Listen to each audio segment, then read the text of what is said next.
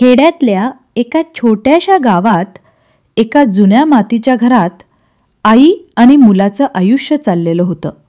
बाप शहरात कामासाठी गेला होता आणि महिन्याला थोडे पैसे पाठवायचा. पण त्या घरातल्या भिंतींवर रोजचा ताण, राग आणि न बोललेली दुःख चिकटून राहायची. आईचं नाव राधा आणि मुलाचं नाव सूरज. सूरज वयात आलेला मुलगा, आता 12वी शिकत होता, पण मनात बंडखोरी भरलेली. बाप नसल्यामुळे सगळ्या जबाबदाऱ्या राधावर होत्या. ती शेती, जनावरं, घरकाम आणि मुलाचं शिक्षण सगळं एकटी करत होती. पण सूरजला तिचं बोलणं नेहमी ओझं वाटायचं. त्याला वाटायचं आई त्याच्यावर जास्त नियंत्रण ठेवते. रोजच्या किरकोळ गोष्टींवरून दोघांचं वाद व्हायचं. एका सकाळी सूरज उशिरा उठला. शाळेला जायचं राहिलं आणि राधा रागाने म्हणाली, "दररोज सांगते उठ लवकर, आयुष्य असं वाया घालवू नकोस." सूरजला ते सहन झालं नाही. तो ओरडला, "तू काय समजतेस स्वतःला? माझं आयुष्य आहे, मी ठरवेन काय करायचं ते."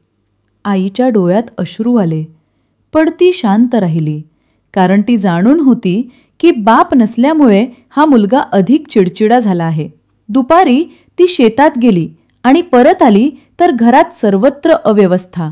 भिंतीवर पोस्टरं, गाणं मोठ्याने सुरू आणि सूरज मोबाईलवर गेम खेळत होता. "असं चालणार नाही," राधा ओरडली. "तू अभ्यास केला नाहीस तर बापाला काय सांगू मी?" सूरज उठून म्हणाला, "बापाला सांग ना, मी तुला ऐकत नाही, बघू काय करतो तो." राधा संतापली, "तुझ्या बापासाठी मी आयुष्य झिजवलं आणि तू त्याचं नाव सुद्धा आदराने घेत नाहीस." हसत म्हणाला, "बापासाठी नाही, स्वतःसाठी झिजलीस तू. तू मला केव्हाच समजून घेतलं नाहीस." आईच्या मनात खोलवर काहीतरी तुटलं. ती काही क्षण गप्प बसली आणि म्हणाली, "मी तुझी आई आहे सूरज. माझं प्रेम तुला ओझं वाटत असेल तर माझी चूक काय?" त्या रात्री दोघं एकाच घरात असले तरी बोलले नाहीत. राधा एकटी अंगणात बसून तारांकडे बघत होती. डोळ्यांत पाणी आणि मनात विचार. हा तोच सूरज आहे का जो माझ्या कुशीत झोपायचा, जो आजारी पडला की मी देवाला हात जोडायचे? दुसऱ्या दिवशी सूरज शाळेला गेला नाही. मित्रांबरोबर गावाबाहेर गेला आणि राधा गावभर त्याला शोधत राहिली. दुपारी तो परत आला तेव्हा राधा दारात उभी होती. "कुठे होतास?" ती विचारते. सूरज काही बोलला नाही. "मी सांगते आहे ना, बोल." राधाने आवाज चढवला. "तू माझा मुलगा आहेस का नाही?" तो म्हणाला, "नाही, मी मोठा झालोय, मला तुझ्या परवानगीची गरज नाही." त्या क्षणी आईच्या मनातला धीर तुटला. तिने त्याला थप्पड मारली, पहिल्यांदाच. आणि दोघं काही क्षण एकमेकांकडे बघत राहिले. सूरजच्या डोळ्यांत राग आणि आईच्या डोळ्यांत पश्चात्ताप. तो दार आपटून बाहेर गेला. गावाच्या शेवटी नदीकाठी बसला. मनात विचार, मी काय केलं? आईला मार खायला लावलं. त्याला आठवू लागलं तिचं हसणं, तिचं त्याच्यासाठी केलेलं कष्ट आणि त्याच्या हट्टाखातर विकलेलं दागिनं. संध्याकाळ झाली तरी तो घरी गेला नाही.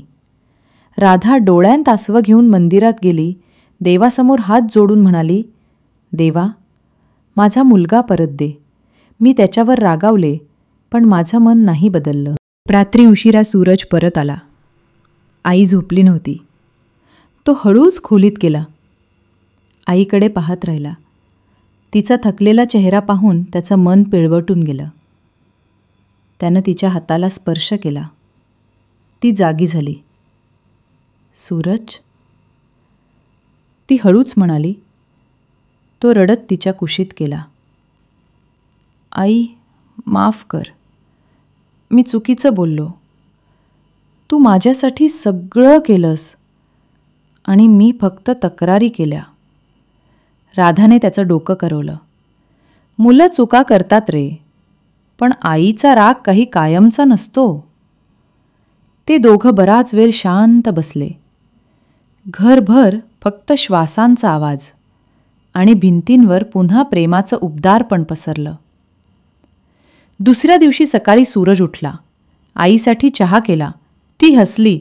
अरे, आज माझा मुलगा मोठा झाला वाटतं. सूरज म्हणाला, नाही आई, मी फक्त तुझं ऐकायला शिकलो.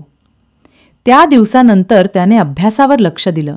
गावात लोक म्हणू लागले, राधेचा मुलगा बदलला बघ. बाप परत आला तेव्हा आई मुलाचं प्रेम पाहून त्याच्या डोळ्यांतही पाणी आलं.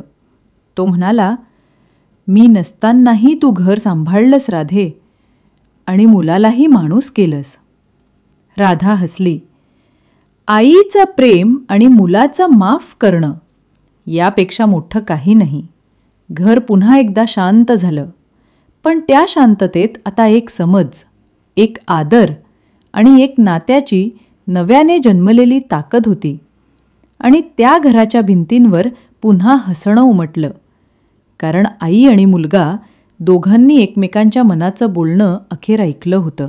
जर तुम्हाला ही कथा आवडली असेल तर नक्कीच लाईक, शेअर आणि सबस्क्राईब करायला विसरू नका. धन्यवाद.